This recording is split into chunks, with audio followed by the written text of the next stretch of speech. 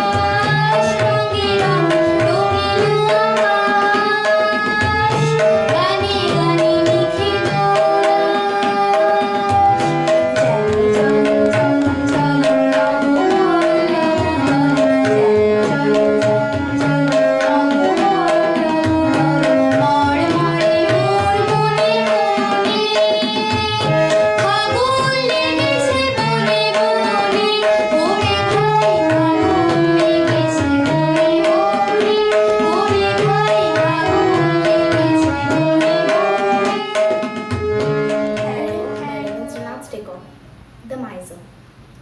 My hopes rose high and methought my evil days were at an end. And I stood waiting for alms to be given unasked, and for wealth scattered on all sides in the dust. The chariot stopped where I stood. Thy glance fell on me, and thou camest down with a smile. I felt that the luck of my life had come at last. Then of a sudden thou didst hold thy right hand and say, What hast thou to give me? মুড়ি এ কি কথা রাজাধিরাজ, আমায় দাও গো কিছু। শুনে ক্ষণকালের তরে রইনু মাথা নিচু। তোমার কি বা অভাব আছে ভিখারি ভিক্ষুকের কাছে? এ কেবল কৌতুকের বশে আমায় প্রবঞ্চনা। ঝুলি হতে দিলেম তুলে একটি ছোট কণা। যবে পাত্রখানি ঘরে এনে উজাড় করি, এ কি ভিক্ষা মাঝে একটি ছোট সোনার কণা দেখি। দিলেম যারা আজ ভিখারি রে, স্বর্ণ হয়ে এলো ফিরে। তখন কাঁদি চোখের জলে দুটি নয়ন ভরে। তোমায় কেন দিইনি আমার সকল শূন্য করে?